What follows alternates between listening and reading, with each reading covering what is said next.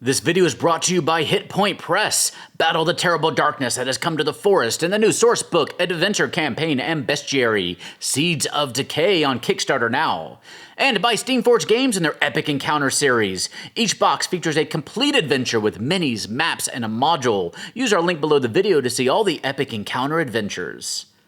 Hello and welcome to the Gallant Goblin. Today we have box number 3 of the new line of Storm King's Thunder Minis. This one includes a pretty diverse array of characters, including the Cloud Giant Zephyros, the Frost Giant Harshnag the Grim, the Storm Giant Iymrith, and a Yakfolk Warrior, which may be the dark horse for the standout mini in this entire collection. At the end of this video, I want us to craft what we'd like to see in a hypothetical Storm King's Thunder box number 4, and discuss what other adventures deserve the box set treatment. But before we jump in, one more DM's Guild recommendation for you. Another set that got the box set treatment recently from WizKids was Ghosts of Saltmarsh. And there's a great adventure you can pick up to tell in that setting called Quite the Pickle. And the proceeds from this adventure go to the Extra Life charity. It is a 4-part, fully illustrated adventure for characters around levels 5 to 10, centered around the Snapping Line Tavern. The cool thing about Saltmarsh in this adventure is that you can drop them into most any campaign setting, including the Sword Coast during Storm King's Thunder if you want to shake things up a bit. Quite the Pickle is very professionally produced, definitely worth checking out. You can find the link below the video here, and remember to use our code HAROLDGOBLIN5 to get your discount. And now it's time to see what's in our last Storm King's Thunder box. We're starting out this set with a really fun mini, Zephyros, the friendly if absent-minded cloud giant. In my opinion, he's basically Dumbledore mixed with Doc Brown.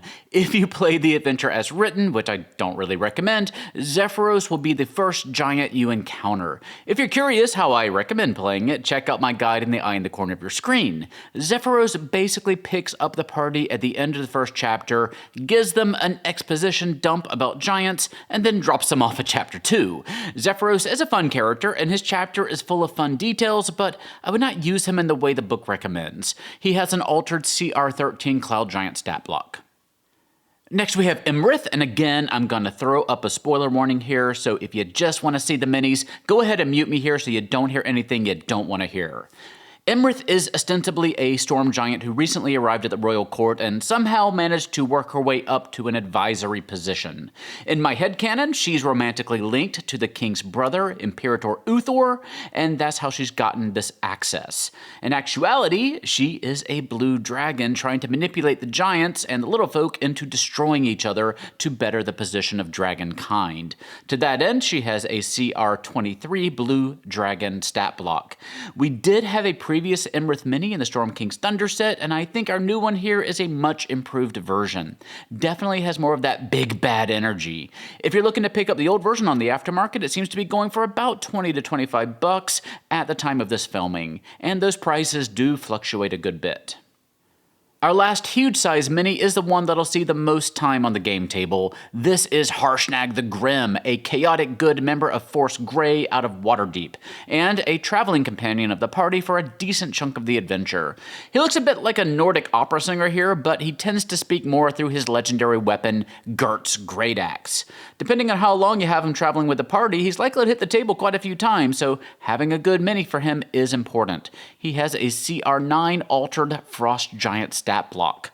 There is also another version of this mini from the Storm King's Thunder line. The difference between the two isn't quite as stark as some of the other new minis, but I do prefer the new one. His old mini is going for $35 to $40 as of this recording.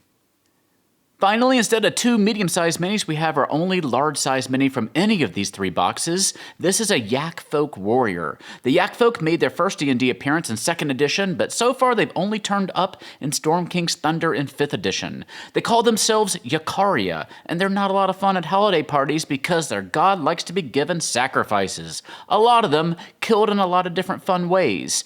The Yakfolk even enslaved the Dow for a period of time. The party will encounter them when they head off to confront the Duke of the Fire Giants, and they'll encounter quite a few Yakfolk, so it's a shame we don't have more minis for them, but it's better to have 1 than 0, and I think this mini is pretty incredible. I try not to inject too many of my personal opinions into these videos because these minis are so subjective, but I really do like this one. The large-sized Yakfolk Warrior has a CR of 3. And here's this diverse set altogether. I do appreciate the height differences among the giant minis, pretty accurately depicting their relative pecking order in the ordering. And here you can see all three Storm King's Thunder boxes together. I definitely liked box number 2 the best, but I'm curious to hear what you think. Let me know in the comment section down below. And who would we put in a hypothetical 4th box of Storm King's Thunder minis? First of all, we really need to have minis for the 5 main giant mid-bosses. We have one for Duke Xalto of the Fire Giants, Chief Guh of the Hill Giants, Countess Sansuri of the Cloud Giants. So box number 4 can start with Thane Caelithica of the Stone Giants, and Jarl Storvald of the Frost Giants.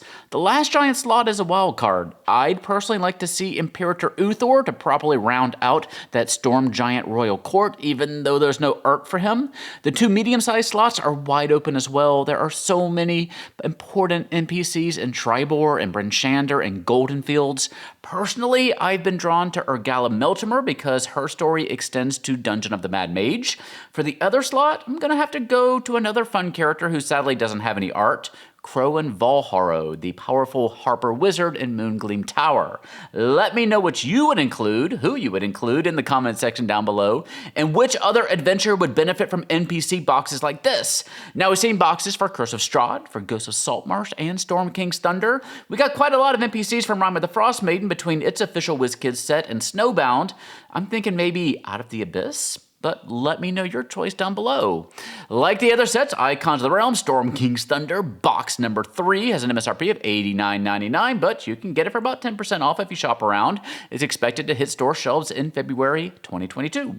We've talked about how to include Epic Encounter boxes from Steamforged Games into your Storm King's Thunder campaigns, and I want to highlight one more that I think might be most vital. In the adventure, the ancient red dragon Cloth makes his presence felt, but it's a plot thread that never really leads anywhere.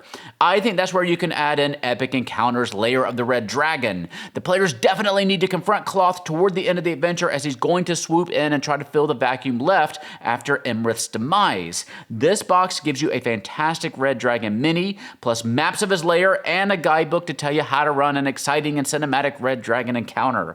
It'll give you new abilities, new ways to use the lair, strategy and tactics to respond to various actions of your players, and adventure hooks to help you increase Cloth's presence in the story. And Lair of the Red Dragon is just one of a dozen Epic Encounter boxes. See more by visiting the link below the video.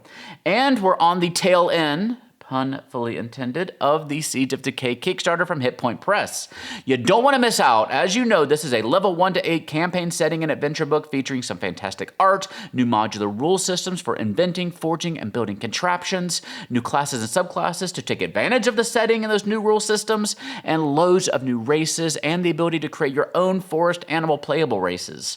Plus, rules to play as tiny-sized creatures, and it's all done in the phenomenally cute Daubers art style. They've recently unlocked 3D printable mini files for you 3D printers out there, and as I record this, they're on their way toward unlocking adventures by TK Johnson and our buddy Jameson Stone. Plus, there's a gorgeous dice box and spellbook storage box, among many other beautiful add-ons. Go check out Seeds of Decay right now at the link in the eye in the corner of your screen or in the doohickey down below. And thank you for watching today. We've wrapped up our Storm King's Thunder coverage, but we have a lot more to show you, including the Grung Warband and the premium figures from Pathfinder Battles to Mwangi Expanse, among other things. So be sure you're subscribed so you don't miss any of those. We sometimes drop videos here at random times when we have exciting things to show you, and we can't wait. If you want to get a notification when we drop a video, hit that little bell icon down there below the video here so you can be one of the first to see them. You can find our new Pathfinder supplement, Queerfinder, at queerfinder.org, and our Kobold Plush Kickstarter sign-up page at koboldplush.com. And you can find us on Discord, Twitter, Facebook, and Instagram. For now, stay safe, have fun, love each other, and I'll see you next time at the Gallant Goblin.